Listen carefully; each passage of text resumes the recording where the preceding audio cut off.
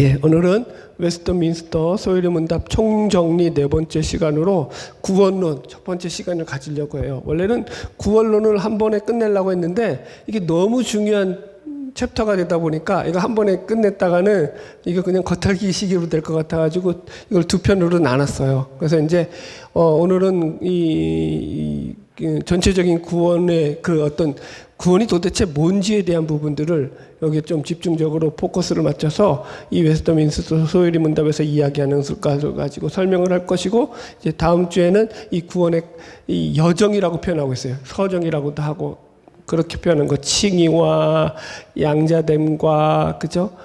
성화와 뭐 이런 이것들을 갖다가 이제 다룰 거예요. 예. 그래서 이제 먼저 오늘 구원론을 정리하면은 29문에서 이제 36문까지인데 오늘은 29문에서 32문까지 다룰 거거든요. 잠깐 보면 29문은 그리스도의 구속을 효력 있게 적용하시는 성령, 또 30문은 그리스도의 구속을 믿음에 의해서 그리스도와 연합시켜서 적용하시는 성령, 31문은 효과적 부르심, 여기까지만 다룰 거예요. 효과적 부르심까지만. 자, 봅시다. 그래서 29분 먼저 읽읍시다. 읽을게요. 시작. 우리는 그리스도가 사신 구속에 어떻게 참여자가 됩니까? 답. 우리는 그리스도가 사신 구속에 그의 성령이 우리에게 효력 있게 적용하심으로써 참여자가 됩니다. 그래서 제가 구원론을 할 때 가장 강조하는 게 구원론은 곧 성령론이다, 이렇게 설명을 해요. 여기서도 마찬가지로 이 구원을 어떻게 우리가 참여하게 되냐면 그의 성령이 우리에게 효력 있게 적용하심으로써 참여자가 된다라고 해요. 그러니까 성령이 그죠? 그래서 성령이 우리에게 그 구원에 참여하도록 우리를 이끌어 가시는 그 주체가 되는 거죠. 자, 구원론을 성령론이라고 부르는 이유가 있어요. 첫 번째, 구원의 근거가 우리에게 있지 않다라는 거야. 구원을 왜 성령론이라고 하냐면은 바울도 구원을 뭐라고 말하냐면 이것이 하나님의 선물이라 라고 말하잖아요. 왜 이런 표현을 하냐면 우리가 자꾸 착각하기 때문인 거예요. 구원을 내가 예수를 믿기 때문에 구원을 받았다라고 생각해서 우리의 믿음이 우리의 구원을 이룬 것처럼 착각을 해요. 그러나 자, 고린도전서 12장 3절 보면은 여기 보세요. 그러므로 내가 너희에게 알리노니 하나님의 영으로 말하는 자는 누구든지 예수를 저주할 자라 하지 아니하고 또 성령으로 아니하고는 누구든지 예수를 주시라 할 수 없느니라. 그죠? 성령으로 아니하고는 누구든지 예수를 주시라 할 수 있다 없다. 그러니까 내가 예수를 주라고 고백하는 거 구원받은 증표잖아요. 예수님을 주인으로 모시고 사는 거잖아요. 그 고백이 내 의지로 된다는 거야, 안 된다는 거예요? 인간적인 자유의지의 노력만으로 안 되는 거예요. 성령으로 아니하고는 안 되는 거예요. 성령론이라는 걸 머릿속에 아예 딱 박히고 있어야 돼요. 그래서 이따가 이제 믿음에 대해서도 우리가 다루겠지만 성경에서 왜 믿음을 얘기할 때 믿음의 수동성이라는 말을 쓰고 인가율을 따르지 않는다, 이런 얘기를 해요. 이제 이따가 다룰 거예요. 그럼 왜 그런 말을 쓰냐면 이게 이 구원이라는 게 우리에게 근거를 두고 있지 않다라는 거예요. 구원의 근거가 누구에게 있다는 거예요? 첫 번째 구원론에서 구원의 근거는 어디에게 있는 거예요? 하나님에게 있는 거예요. 이걸 갖다가 이제 성령님이 이제 제일 많이 주체를 하시죠. 그래서 구원론을 성령론이라고 한다고 했어요. 자, 이해하셨죠? 두 번째, 왜 구원론을 성령론이라고 하냐면 우리의 자기중심성, 우리의 죄성을 깨부수기 위해서라는 거예요. 그러니까 즉 죄를 깨부수기 위해서. 죄가 뭐라고 했어요? 죄가 뭐라고요? 죄는요, 자기중심성이에요. 이게 부서져야 돼요. 이걸 부서뜨는 거예요. 그러니까 구원의 근거를 우리에게 구원의 근거가 없다고요. 우리는 구원의 근거를 그런데 우리에게 찾는 인간들이 왜 이렇게 많냐고요.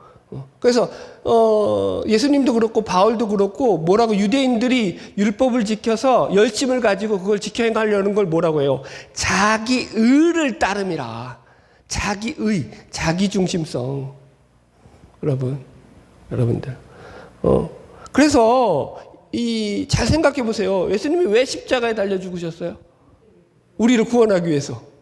그죠? 예수님이 십자가에 달려기 위한 건 우리를 구원하기 위해서였는데, 그럼 그걸 다른 말로 하면 예수님이 왜 십자가에 달려 죽으셨어요? 우리의 죄 때문에. 우리의 죄를 어떻게 하기 위해서? 깨부수기 위해서. 우리의 죄가 뭔데? 자기중심성. 우리를 구원한다는 게 뭐예요? 그러면 다른 말로 하면 우리의 자기중심성을 깨 부수기 위해서 십자가에 달려 죽으신 거라고요, 여러분들. 자기중심성이 뭐예요? 자기가 신이 되어서 자기가 자기 마음대로 살아가는 거라고요. 이게 신이 된다니까 이건 좀 나는 그 정도까지 아닌데 여러분들 마음대로 살잖아요. 여러분 뜻대로 자기가 하고 싶은 대로 다 살잖아요.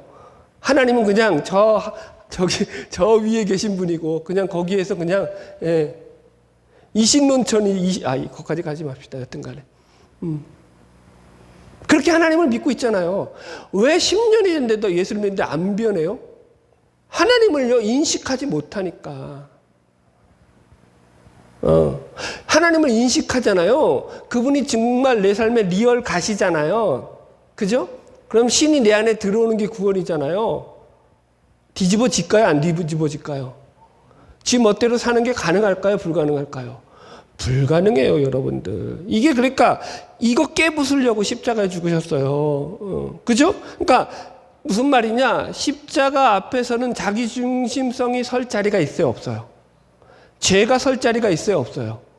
없어요. 근데 죄는 설 자리가 없다 그러면서 자기중심성은 여전히 시퍼렇게 살아서 예수를 믿는데도 자기 멋대로 산다고요, 여러분들. 그래서 인간은요 십자가 앞에서도 자기 자랑 늘어낸다니까요. 나는 구원받았고 너는 구원 못 받았어. 자, 여러분들 제가 예를 들어 드릴게요. 자, 가장 간단한 초대교회에 나타나는 구원받았다고 주장하는 그런 교인들, 그죠? 성도로 부름받았다고 하는 그 교인들의 자기중심성을 한번 보세요. 바울이 얼마나 책망을 하는지. 고린도 교회 첫 번째 보세요. 나는 바울파다, 나는 아볼로파다, 나는 게바파다. 그러면서 서로 잘났대요. 자, 보세요. 왜 그러면 그걸 파를 왜 주장하는 거예요? 내가 바울파고, 내가 아볼로파고, 그게 왜 나오는 거예요? 왜 파가 나오죠? 자기들 잘났다는 거예요. 내가 니들보다 낫다는 거예요. 내가 너희들보다 좀 더 정통이라는 거예요. 하나님 앞에서 얼마나 우스운 짓이에요. 그러니까 바울이 뭐라고 이렇게 해요? 야, 내가 너희들의 구원 줬냐? 아볼로가 너희들 구원했고 게바가 너희들에게 너희를 위해서 십자가에 달려 죽었냐? 그렇게 책망하잖아요, 여러분들. 성찬을 하는데 보세요. 부자들이 성찬하는데 어떻게 해요? 네. 자기들이 먼저 와가지고 부자들은요, 뭐예요? 시간 많고 돈 많은 사람들이에요. 그러니까 자기들이 음식 먼저 싸갖고 와가지고 좋은 음식들 자기들이 먼저 싹 다 먹어요. 그리고 평민들, 빈궁한 자들, 노예 출신, 가난한 자들은 일 끝마치고 와야지 여러분들 일도 안 끝마쳤는데 모일 수 있어요? 없어요? 못 오죠. 그러니까 늦게 모인단 말이에요. 저녁에 온단 말이에요. 네. 이해하셨죠? 여러분, 오전 예배가 있는, 예를 들어서 주일 말고 수요일 날 오전 예배 드리는 교회는요, 어떤 교회일까요? 먹고 살만한 교회. 일하지 않는 사람들이 일하지 않아도 먹고 살만한 그런 사람들로 넘쳐나는 지역에 있는 교회. 그들의 니들을 위해서 오전 예배가 있죠. 수요일.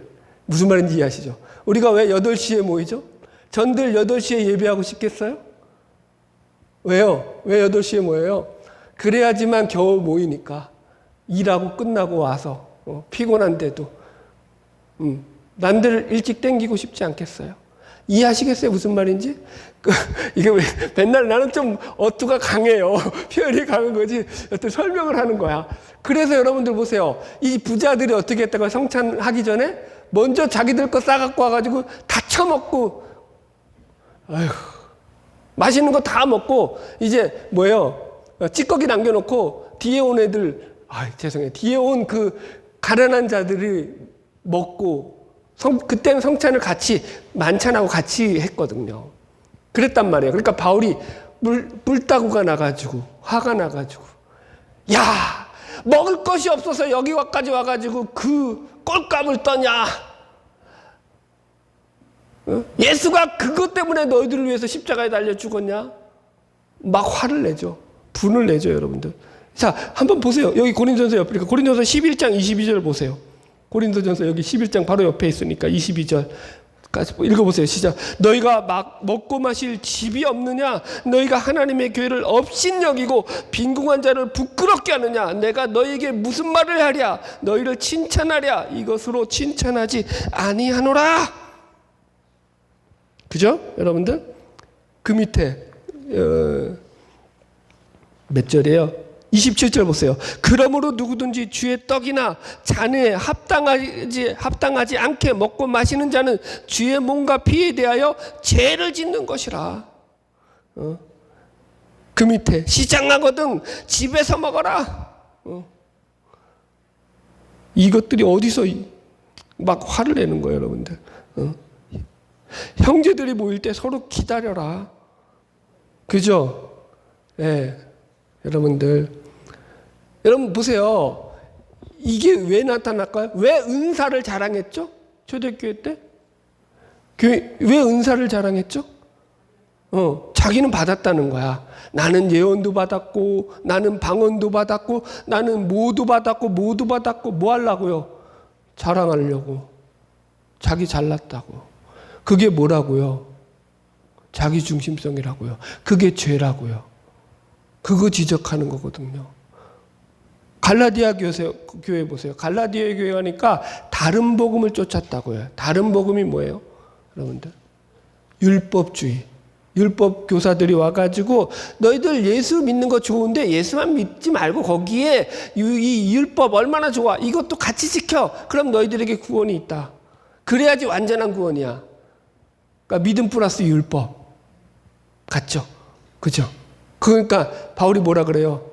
다른 복음을 전하는 자는 저주를 받을지니 하늘에서 내려온 천사라도 그리할지라. 여러분들, 여러분 보세요. 왜 다른 복음을 따랐죠? 갈라디아 교인들이 예수만 믿으면 되는데 왜 율법을 따랐죠? 율법을 지키면 뭐가 나니까? 언어 좀 잘 쓰세요. 뽀대가 뭐야, 뽀대가. 폼이 나니까. 진짜. 율법을 지키면 내가 거룩해 보이잖아. 내가 좀 더 경건해 보이잖아. 내가 뭔가 있어 보이잖아. 이해하시겠죠? 그러니까 그걸 추구했다고요. 그게 다른 복음이라고 한다고요. 다 자기 중심성이죠. 데살로니가 교회 시한부 종말론을 밀었죠. 이제 곧 예수 오실 텐데 이래서 뭐해? 지금 시한부 종말론자들처럼. 그죠? 우리나라에서도 있었죠. 1997년인가? 누구죠? 이장님인가? 예. 그치, 다미성교회. 이거 다 필요 없어. 그리고는 지가 돈을 쏙 다 가르쳤어요, 그 인간. 아유, 참, 아주, 필요 없다면서. 예. 그래서 일을 안 했다고요. 그러니까 일하기 싫은 자는 먹지도 말게 해라. 그러잖아요. 여러분 보세요. 그러니까 성경에서 죄라는 것을 어떻게 지적하고 있는지 잘 보시라니까요.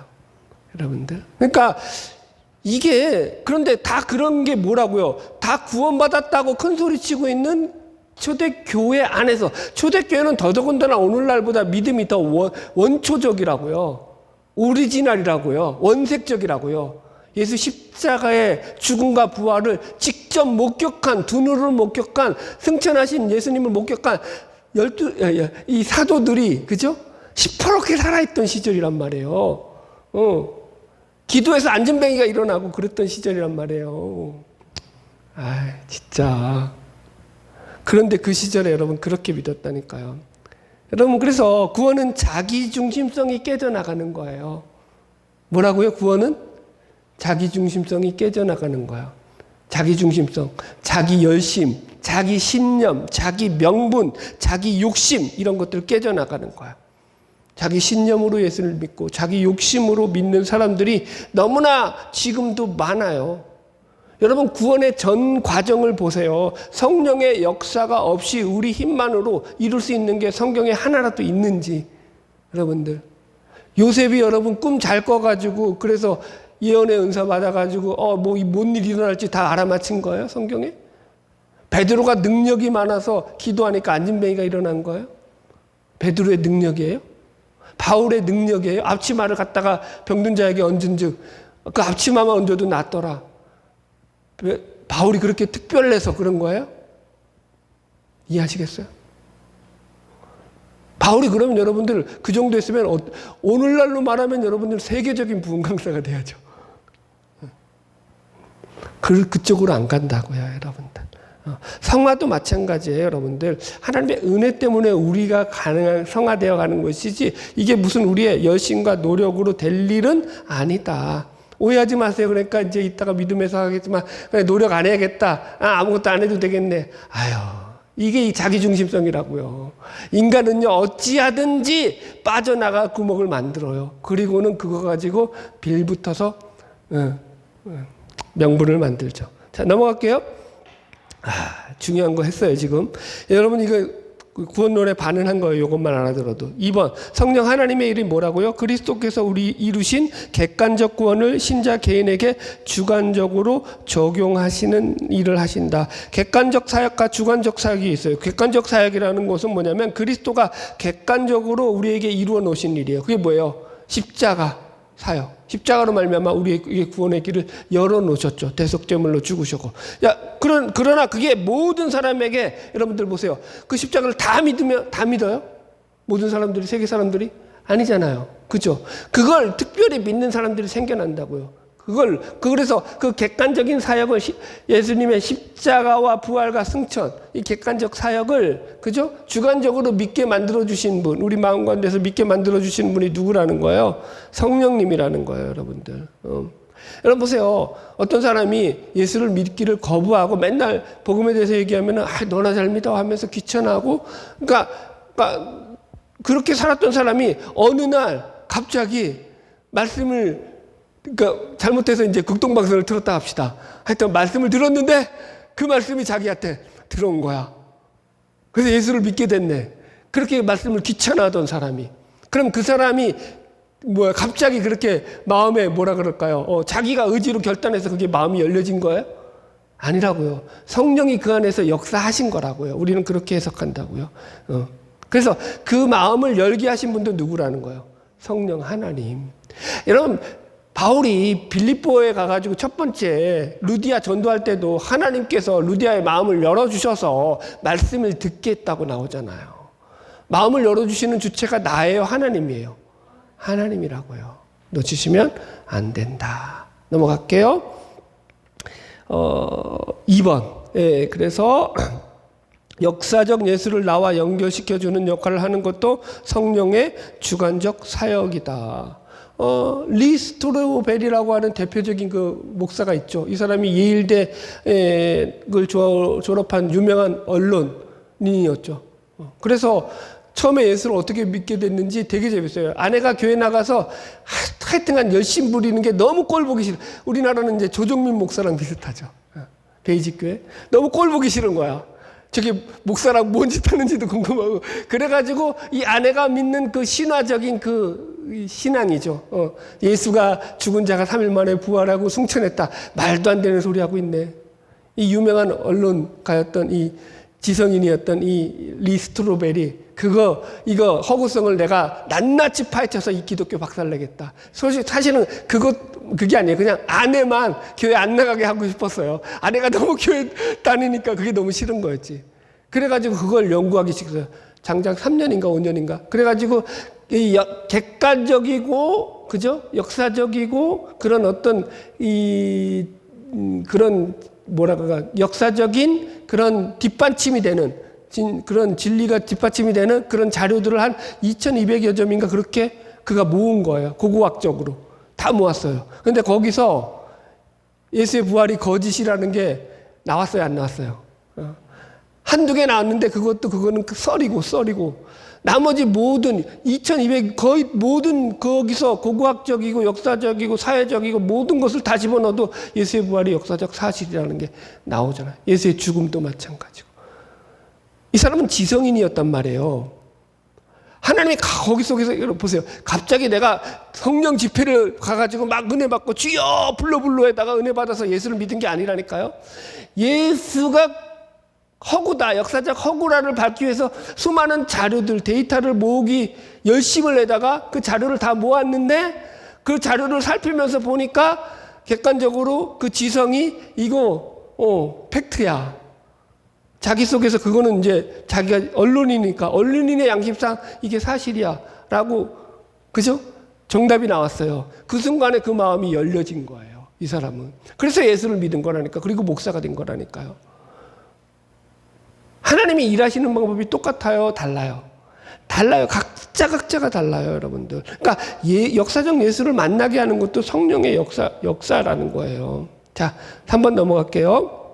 성령님의 사역은 1차적으로 은사가 아니라 구원에 있다. 우리가 지금 보세요. 오늘날 지금도 마찬가지예요. 초대교회도 마찬가지고 성령의 가장 큰 사역을 전부 다 뭘로 생각하냐면은 은사로 생각해요. 은사가 아니라는 거예요. 성령의 주사역은 뭐라고요? 구원 사역이라고요. 성령이 아니하시고는 누구든지 예수를 주시라 할 수 없다.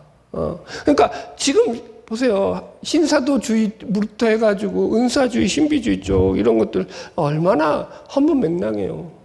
왜 목사가 여러분 신비주의 쪽으로 가는 사람들이 진짜 그래요. 저는 하여튼가. 그러니까 그래요. 마음이 안타까워요. 좀. 성령은요 우리에게 뭘 깨닫게 해주시는 거예요? 죄를 깨닫게 해주시는 거예요.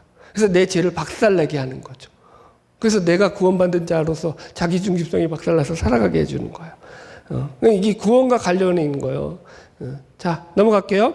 그래서 여기 이 29번에는요, 중요한 세 개의 바위가 나와요. 이 바위에 의해서, 그러니까 이 바위에 의해서 우리가 구원을 효력있게 만들어주는데 그게 뭐냐면 첫 번째가 그리스도에 의해서, 두 번째가 성령에 의해서, 세 번째가 효력있게 적용하심으로써. 그래서 첫 번째 바위, 그리스도가 사신 구원, 구속은 사람이 아니라 그리스도께서 이루신다. 그죠? 영어로 써놨어요. The redemption purchased by Christ. 그러니까 예수 그리스도에 의해서 우리에게 주어진, 그죠? 우리가 획득하게 된 구원이라는 거예요. 우리가 우리의 힘으로 쟁취한 게 아니라 그리스도에 의해서 우리에게 주어진 거라고요. 이해했었죠? 그 구원이 객관적 구원이라고 했죠. 그 두 번째가 뭐냐면 성령이 효력 있게 적용하심으로써 by His Holy Spirit. 그러니까 그리스도께서 사신 구속은 성령에 의해 우리의 것이 되었다. 그러니까 우리의 인지 능력이나 판단력이나 선함이나 의지 같은 것으로 우리가 구원의 가치를 깨달아 안 게 아니다. 자, 잘 들으세요. 다시 설명할게요. 인지 능력. 내가 예수를 믿는다고 나는 예수를 믿어야 돼. 나는 예수를 믿어야지만 구원을 받아. 라고 인지하고 생각했기 때문에 내가 구원받은 게 아니라고요. 자, 물을게요, 여러분들에게. 처음부터 여러분들이 교회에 올 때, 나는 예수를 믿어서 나는 구원 받아야 돼. 라는 그런 각오 때문에 교회 나오신 분이 있어요? 아니죠. 다 먹고 살자고 나왔죠. 살려고 나왔죠. 그죠? 인지 능력이 아니에요. 선함. 내가 착하게 살아야지 구원받아. 난 구원받기 위해서 착하게 살아야 돼. 이게 아니라니까요. 여러분들. 착하게 산다고 구원 받을 수 있겠어요? 그러면 스님들은 어떡하라고요, 여러분들? 그분들처럼 선하게 사는 분들, 모르겠어요. 요즘 스님은 어떤지. 살생을 금하잖아요, 여러분. 그만할게요. 의지. 보세요. 이게 한국교회가 얼마나 병폐가, 여러분, 얼마나 많은 목사들이 기도를 이렇게 가르쳐줘. 기도라는 것은 하나님이 응답하실 때까지 하는 게 기도야. 하다가 중간에 그치면 그건 기도가 아니야. 저기 어디 큰 교회들. 뭐 하나님하고 뭐 사생결단 끝장 볼 일이 있으세요? 40일 철회해야지만 하나님이 우리의 기도를 들으시세요? 하나님은 왜 그렇게 몰아가죠? 그거는 그게 죄라니까요. 자기중심이라니까요. 내가 응답받기까지 기도하는 거. 그건 내 욕심이죠. 내 의지죠. 내 결단이죠. 하나님이 거기에 뜻이 있을 수도 있지만 없을 수도 있어요. 그걸 우리가 정하면 돼요? 안 돼요? 안 되죠. 착각하고 있다니까요. 신앙을. 우리 의지가 아니라고요. 우리 의지로 될 것 같으면 여러분 천국을 저는 골백 번 더 갔죠. 넘어갈게요. 보세요. 이렇게 설명할게요. 지금도 기독교에서 여러분들보다 훨씬 더 똑똑한 종교학자들이요, 기독교에 대해서 훨씬 더 많이 알고 깊이 알고 성령님에 대해서 훨씬 더 많이 아는 종교학자들이 수두룩 빽빽 넘쳐나요. 그래요, 안 그래요? 그럼 그 사람들은 다 예수 믿어야 돼요, 안 믿어야 돼요? 믿어요, 안 믿어요? 안 믿어요. 그러니까 인간의 어떤 그 의지적 결단이나 이게 없어야 된다, 그 얘기 아닌 거예요. 믿음에 대해서 이제 설명할 때지만. 그러니까 성령이 아니고서는 예수를 주시라 할 수 있다, 없다. 본질적으로 성령의 역사가 말씀을 들을 때 우리 가운데 있어야 돼요. 그래서 제가 늘 그러잖아요. 말씀 전하기 전에 들을 귀 열어달라고 기도하시라니까요. 여러분, 들을 귀 열려야죠. 안 들리면은요, 여러분들 이 설교가 의미가 있어요, 없어요? 그래도 있다고 해야지. 내가 이렇게 열심히 하는데 없다 그러면 어떡해요. 마음 상해. 여튼 넘어갈게요.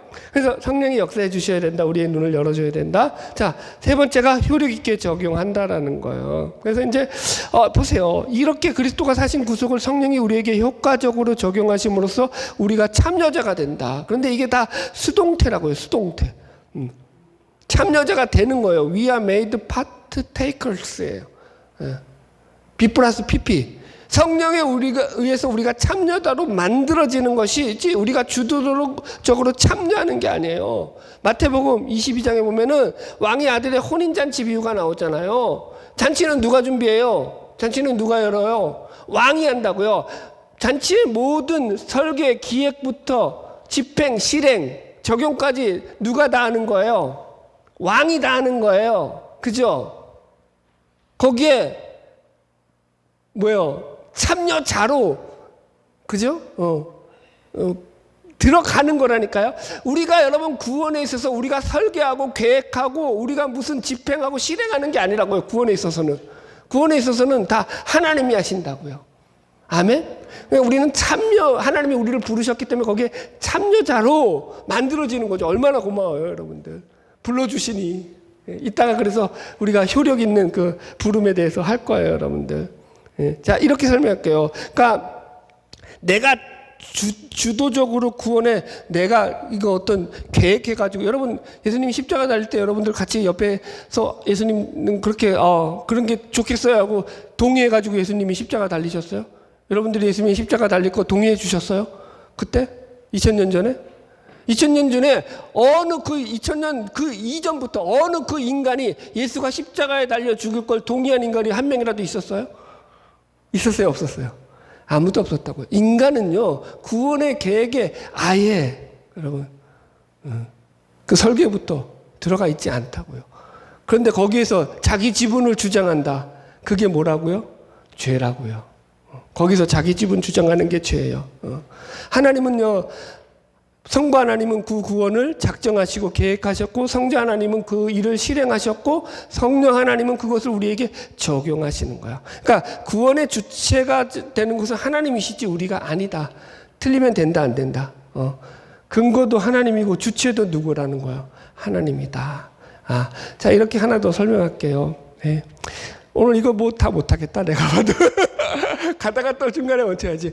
자, 보세요. 부흥회에 참여를 했어요. 그래서 누구한테 전도를 받아서 부흥회에서 참여해 갔는데 막 뜨겁게 막 찬양하고 기도하고 막 하는데 내가 거기서 은혜를 받아가지고 막 이제 내가 예수 믿겠습니다 결심하고 결단해서 예수를 믿었다고 합시다. 내가 결단하고 결심해서 예수를 믿었으니까 내 결단과 내 의지 같잖아요. 그죠? 구원받은 게. 겉으로는 그렇게 보이는데 본질로는 어떻게 되는 거예요? 하나님이 내 마음을 움직여 주셔서, 하나님이 나를 변화시켜 주셔서 내가 그걸 받아들인 거라고요. 내가 거기에 참여자가 들어간 거라는 거예요. 나를 감동하시는 분도 하나님이시다. 넘어갈게요. 30문. 오늘 여기까지만 합시다.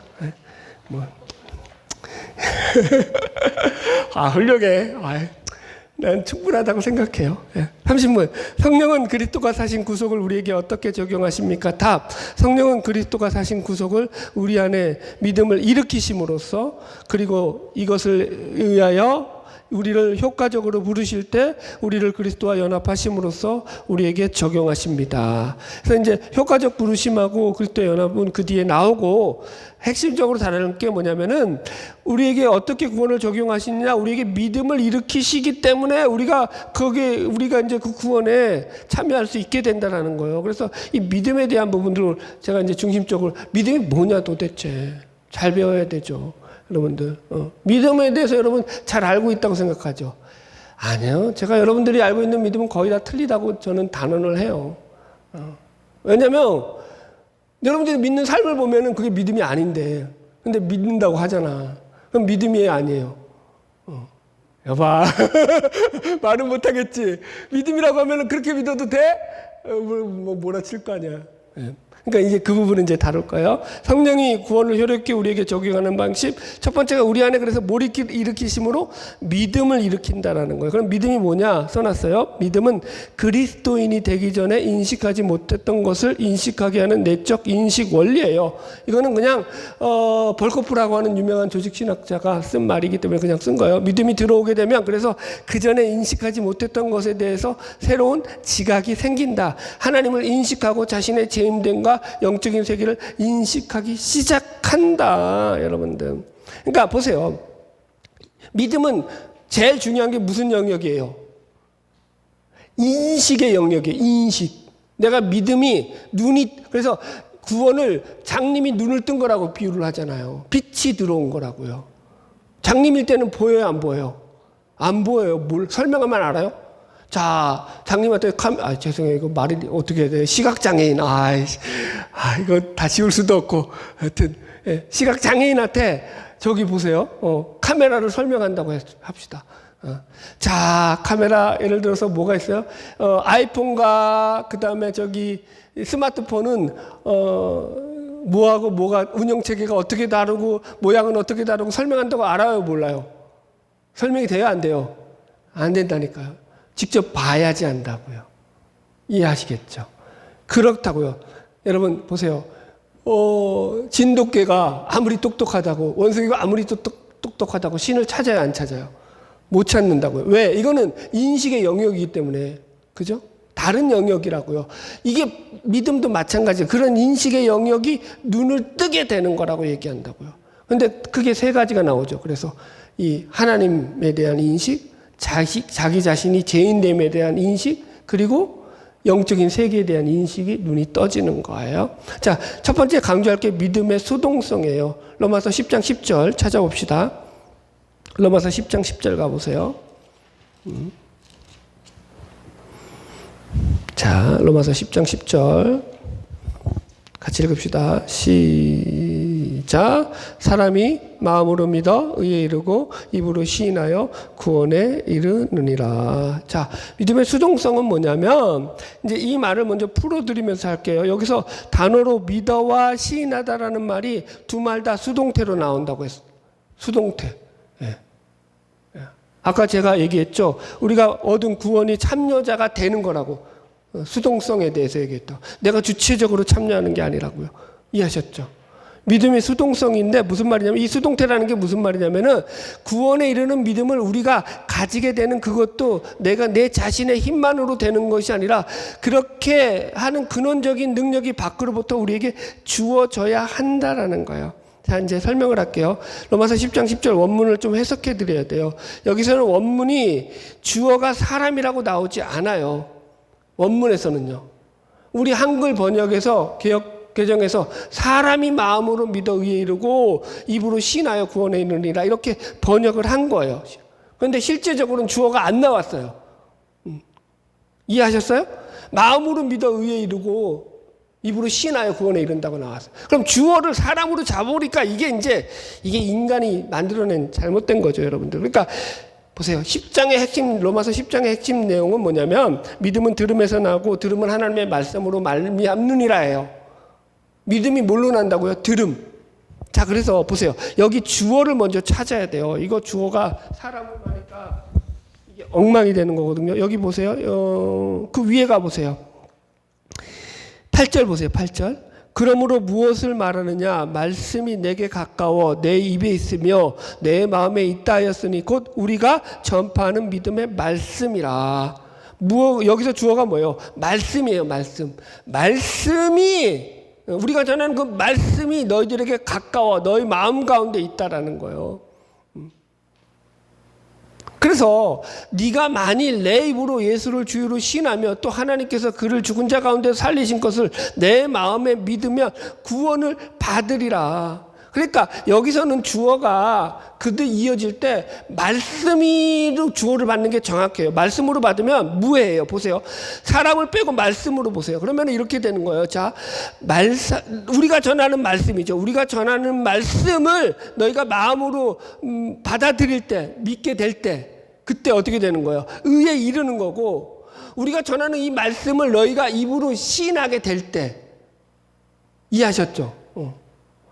내가 그걸 시인하게 만들어 주시는 분이 성령님이죠. 믿게 만들어 주시는 그분이 믿게 해 주실 때 어떻게 된다고요? 그게 구원이라고 얘기한다고요. 수동태라고요. 수동태. 여러분들. 어떻게 좀 설명이 됐나요? 이해됐나요? 네.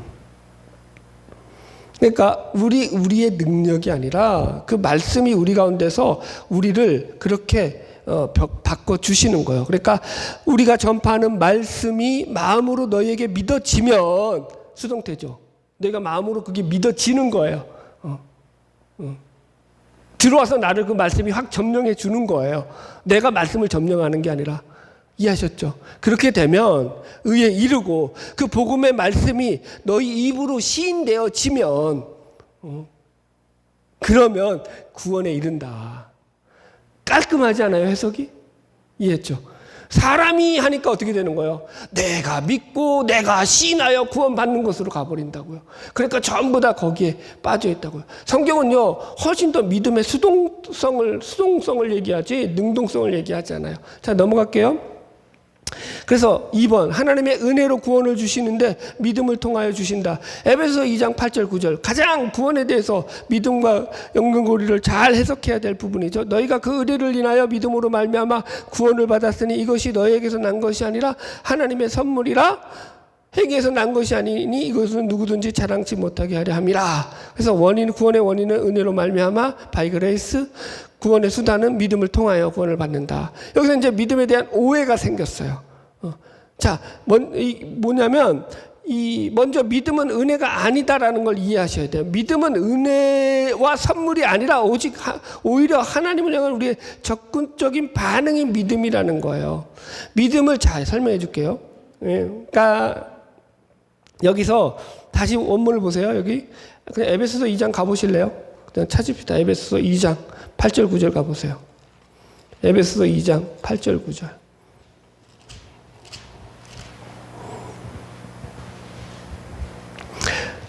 자, 우리나라의 말과 다르게 영어나 이쪽의 언어들은요, 뭐 라틴어도 마찬가지고요, 이 헬라어도 마찬가지고 이쪽의 언어들은요, 수와 성이 있어요. 단수, 복수, 남성, 여성, 중성. 그래서 그게 표현이 정확해요. 자, 그걸 염두에 두고 보세요. 여기서 은혜나 믿음이라는 것은요, 여성성 명사예요. 여성성 명사. 그러니까 너희가 그 은혜에 의하여 믿음으로 말미암아 구원을 받았으니 그래서 이게 은혜다, 이것이 믿음이다 이렇게 얘기하는 사람들이 있어요. 근데 이것은요, 중성 명사예요. 그러면 여기가 보세요. 믿음이 될 수 있어요, 없어요? 이것에 없어요. 은혜가 될 수 있어요, 없어요? 없어요. 중성명사라는 것은 가인칭 주어 이다고 비슷한 거예요. 그럼 뭐예요? 앞에 문구를 다 받는 거라고요. 그러니까 이것이라는 건 뭐냐면 너희가 그 은혜를 인하여 믿음으로 말미암아 구원을 받은 구원의 원리, 이것이 너희에게서 난 것이 아니요 하나님의 선물이라. 그 얘기하는 거예요. 그런데 이걸 갖다가 웨스터민스터 소요리 문답은요, 강박관념이죠. 어떻게 보면은. 이 인간의 공로가 들어가면 안 돼, 구원에는.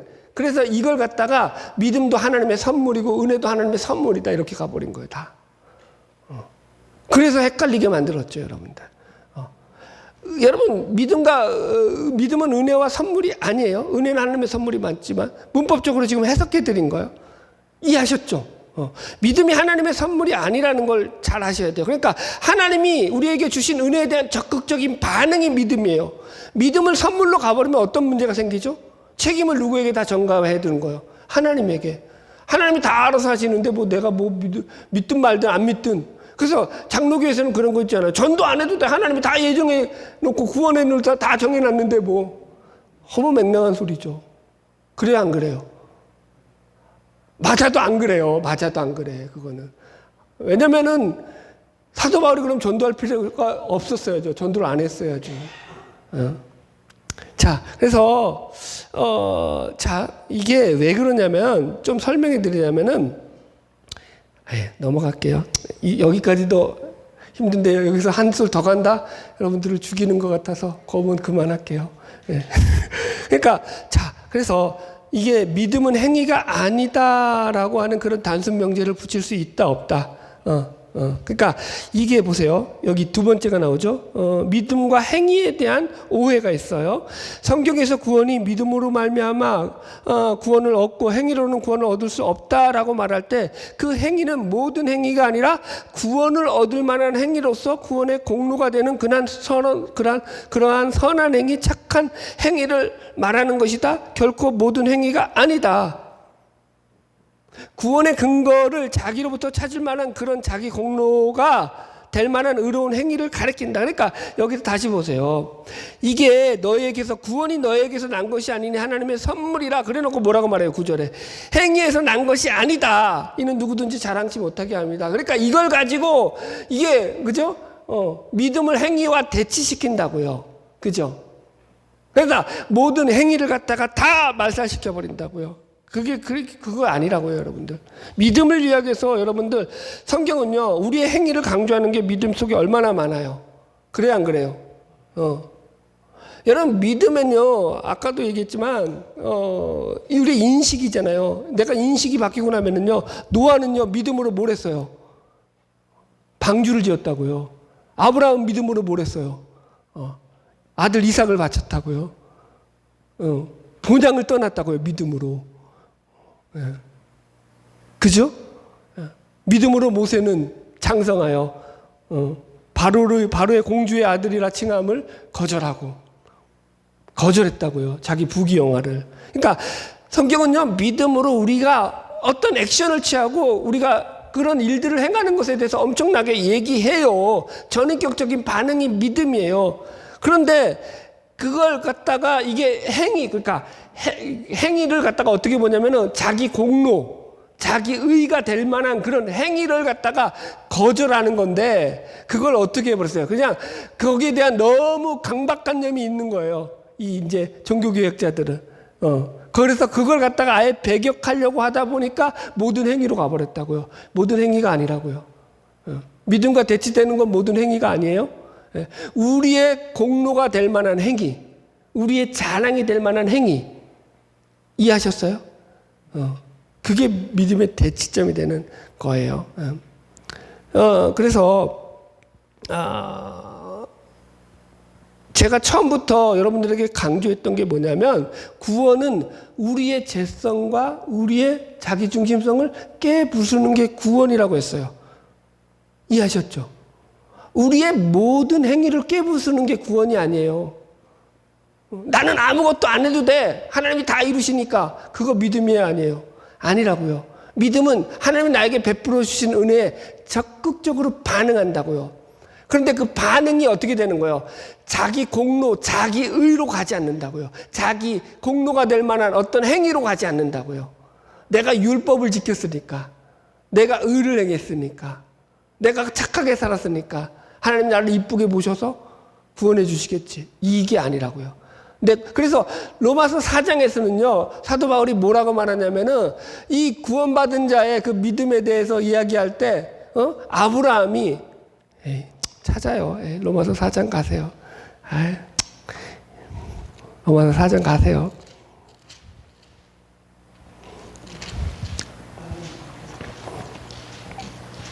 자, 믿음으로 의롭다는 것을 어떻게 설명하냐면 이렇게 설명해요. 4장 5절로 6절 읽으세요. 찾으시면 아멘. 같이 읽읍시다. 로마서 4장 5절로 6절 시작.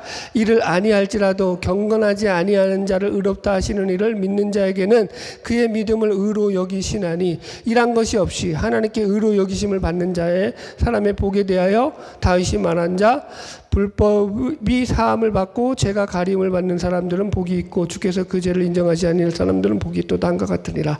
그래서 여기서 보면 이 의로 여겨지는 믿음을 뭐라고 말하냐면은 이를 아니할지라도 그 싹을 받는 거라고요. 이란 것이 없이 하나님께 의로움을 여긴다는 게 그게 바로 믿음이라고 설명한다고요.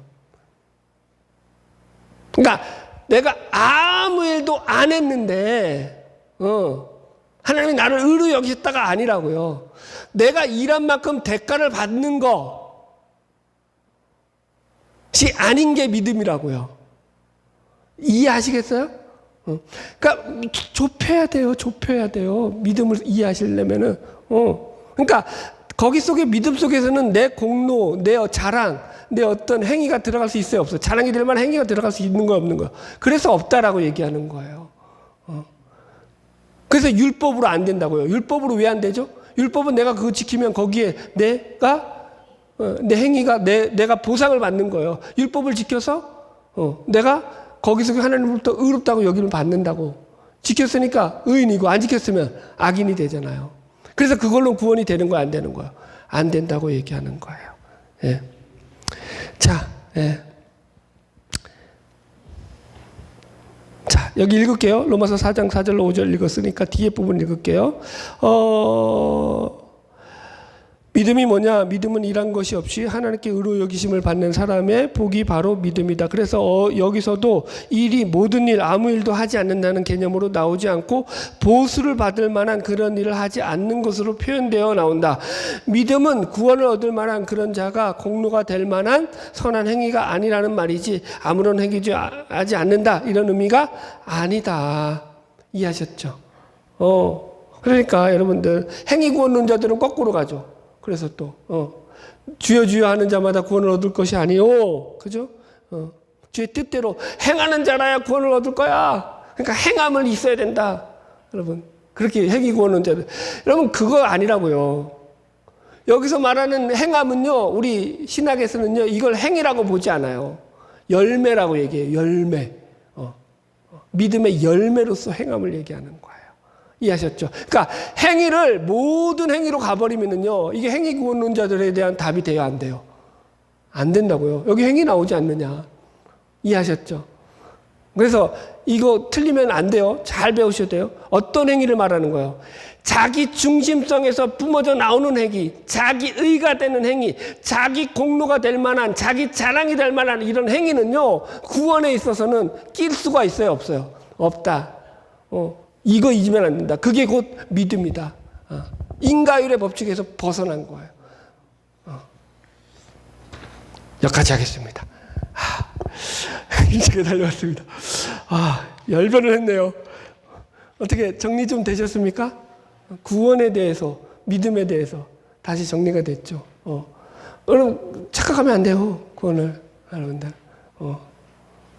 그러니까 늘 뭘 점검해야 뒷부분 결론 부분 보세요. 3장 제일 뒤에 가면은. 그래서 결론 보면은 뭐라고? 결단과 적용에 제가 못 써놨어요. 1.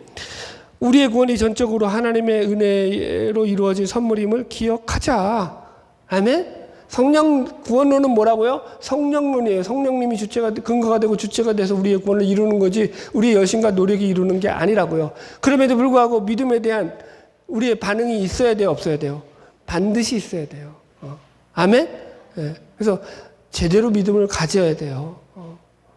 자기 중심성이 깨져나가는 행위라고요. 그게 구원이라고요. 그러니까 날마다 깨져나가는 거죠. 내 구원을 이루는. 그래서 두렵고 떨림으로 우리의 구원을 이루는 거죠. 예. 할렐루야. 예. 바라기는 저와 여러분을 통해서 하나님의 구원이 날마다 풍성하게 이루어지는 축복이 있기를 주의 이름으로 축원합니다.